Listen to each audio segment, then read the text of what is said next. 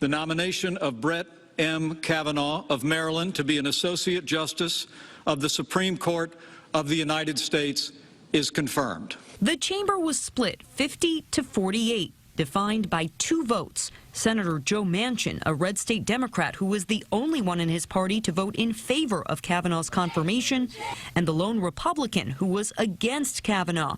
Senator Lisa Murkowski withdrew her vote as a courtesy to a fellow senator who couldn't be there. Protesters in the Senate gallery tried several times to interrupt the vote.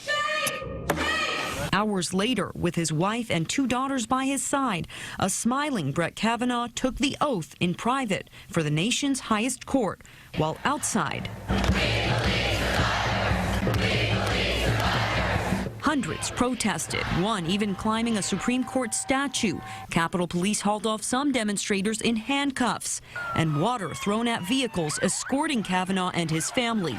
Then President Trump kicked off a rally in Kansas. I stand before you today on the heels of a tremendous victory for our nation, our people, and our beloved Constitution.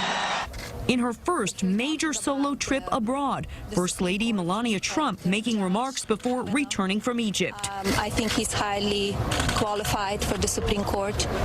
I'm glad that Dr. Ford was heard. I'm glad that Judge Kavanaugh was heard.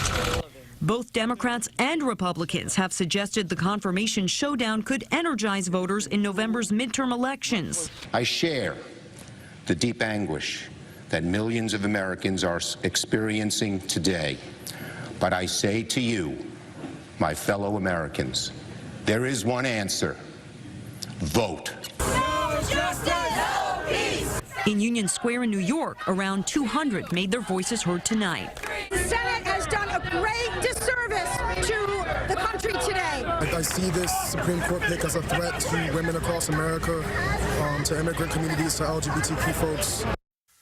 Kavanaugh is the 102nd Associate Justice of the Supreme Court. President Trump says Monday at 7 p.m. he'll hold a formal swearing-in ceremony at the White House.